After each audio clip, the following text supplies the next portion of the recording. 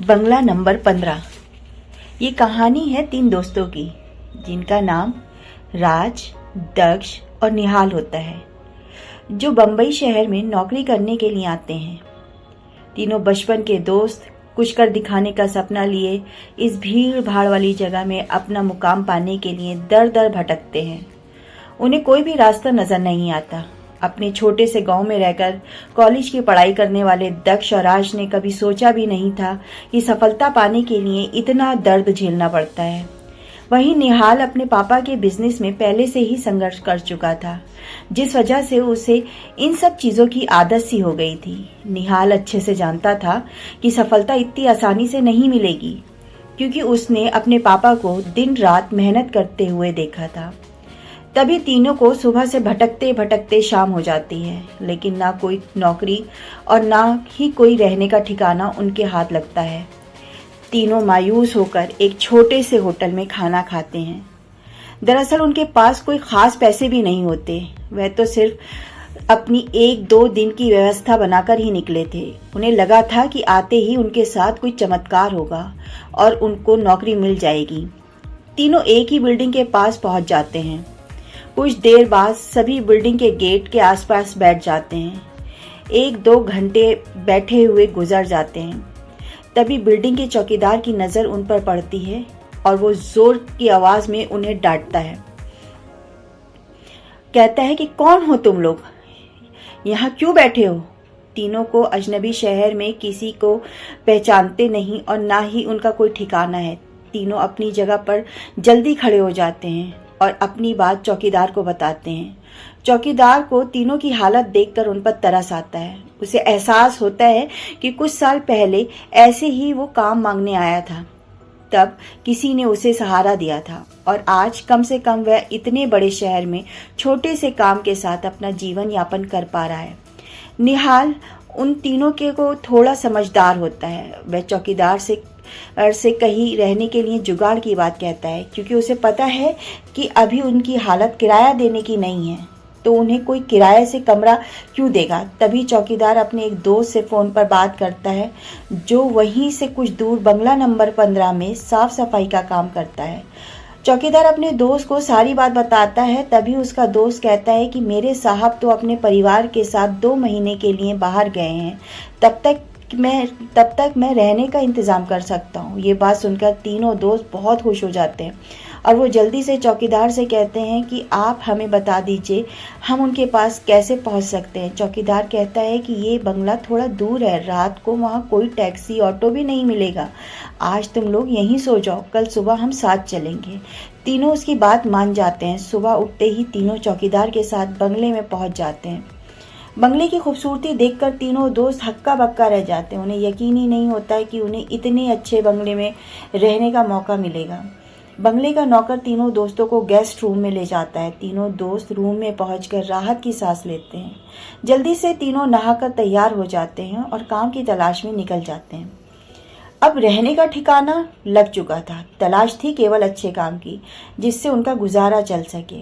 लेकिन आज भी उनके साथ वही होता है। सुबह से शाम हो जाती है, लेकिन तीनों हताश होकर वापस अपने स्थान पर आ जाते हैं। नौकर तीनों के लिए खाने का इंतजाम करके रखता है, जिससे वह बहुत ही राहत मिलती है। आज तीनों दोस्तों के लिए बंगले की पहली रात होती है। रात को 12 बजते ही अचानक राज की नींद खुल जाती है और वह अपने आपको बंगले के तहखाने में पाता है, जहां पुराना सामान इकट्ठा करके रखा हुआ था। उसे समझ नहीं आता कि वो यहाँ कैसे पहुंचा। तभी वह एक घबराहट में अपने दोस्तों को आवाज़ देता है, लेकिन किसी को भी कुछ सुनाई नहीं देता। तभी उसके कानों में सब कुछ सुनाई देना बंद हो जाता है और सिर्फ एक औरत के रोने की आवाज़ आती है। राज चिल्लाकर पूछता है, कहाँ हो तुम, कौन रो रहा है? अगले ही पल राज को अपने बिस्तर में होता है। वह डर के कारण पसीने से लथपथ होता है। वह अपने दोस्तों को जगाता है। दक्ष और निहाल दोनों उसकी बात का मजाक उड़ाते हैं और कहते हैं कि तुमने कोई सपना देखा होगा, इस बंगले में तो हमारे अलावा कोई भी नहीं है। पर राज भी अपने दोस्तों की बात का यकीन करके उस घटना को बुरा सपना समझकर नज़रअंदाज करके सो जाता है। सुबह उठते ही तीनों दोस्त फिर से तैयार होकर काम ढूंढने निकल जाते हैं, लेकिन जैसे ही वह बंगले के गेट से बाहर निकलते हैं, अचानक कोई औरत आकर राज को चिट्ठी देती है जिसमें लिखा होता है कि तुम इस पते पर जाओ तो काम मिल जाएगा। वह औरत अचानक भागते भागते उनकी नज़रों से ओझल हो जाती है। तीनों दोस्त की सोच में पड़ जाते हैं कि हमें काम की ज़रूरत है, ये और इस औरत को कैसे पता।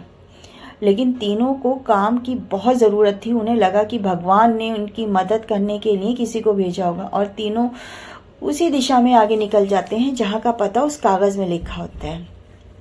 वहाँ पहुँचते ही एक बहुत ही बड़ी बिल्डिंग दिखाई देती है। दरअसल ये एक बहुत बड़ी कंपनी होती है और तीनों कंपनी के गेट पर पहुँचते हैं और वहाँ के सिक्योरिटी गार्ड को चिट्ठी दिखाते हैं। सिक्योरिटी गार्ड चिट्ठी नियुक्ति विभाग के पास भेज देता है और जैसे ही मैनेजर को ये चिट्ठी मिलती है तो उसके मालिक का हस्ताक्षर होता है। वह उन तीनों से पूछता है, आप हमारे मालिक को कैसे जानते हैं।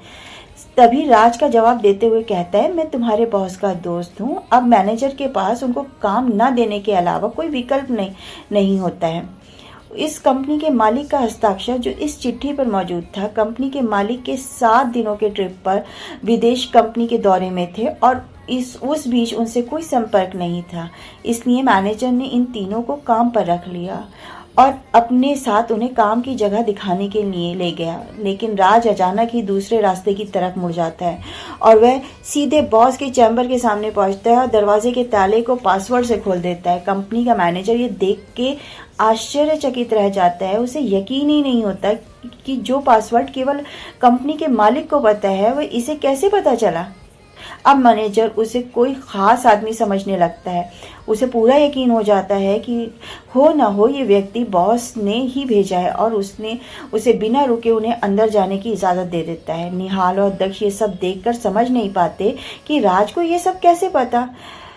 तभी अचानक राज सभी को बॉस के चैम्बर से बाहर जाने को कहता है और चैम्बर का दरवाज़ा अंदर से बंद कर लेता है। कुछ ही घंटों बाद मैनेजर को बॉस का फ़ोन आता है और बॉस मैनेजर से पूछता है कि मेरे कंप्यूटर को किसने इस्तेमाल किया था। तभी मैनेजर सारी बात बताता है। बॉस गुस्से में मैनेजर को बोलता है, जल्दी से जाओ और उसे रोको, नहीं तो मैं बर्बाद हो जाऊंगा। और जैसे ही मैनेजर चैम्बर का दरवाज़ा खोलता है वो देखता है कि राज बेहोश पड़ा है। मैनेजर अपने सुरक्षा कर्मियों से उसे उठाने को कहता है और कुर्सी पर वापस बैठाता है। तभी राज को होश आता है।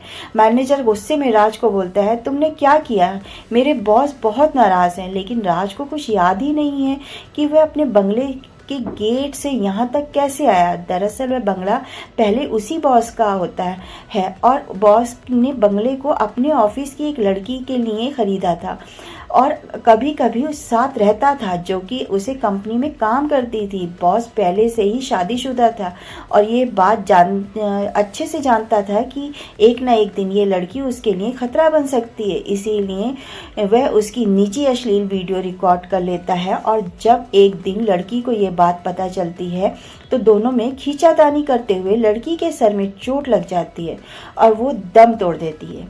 बॉस बंगले के गार्डन में ही लड़की को दफना देता है और लड़की की मौत के साथ ही उसका राज दफन हो जाता है।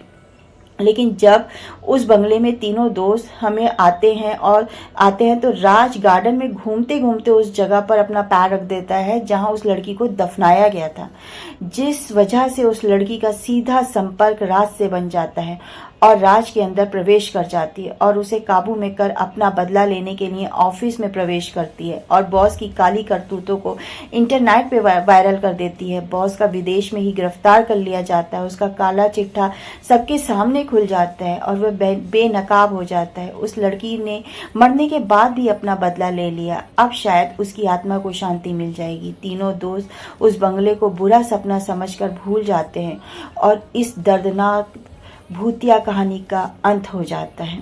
अगर आपको ये कहानी अच्छी लगी हो और आगे आप इसी तरीके की कहानियाँ और सुनना चाहते हो तो इस चैनल को सब्सक्राइब, लाइक, शेयर करना ना भूलें।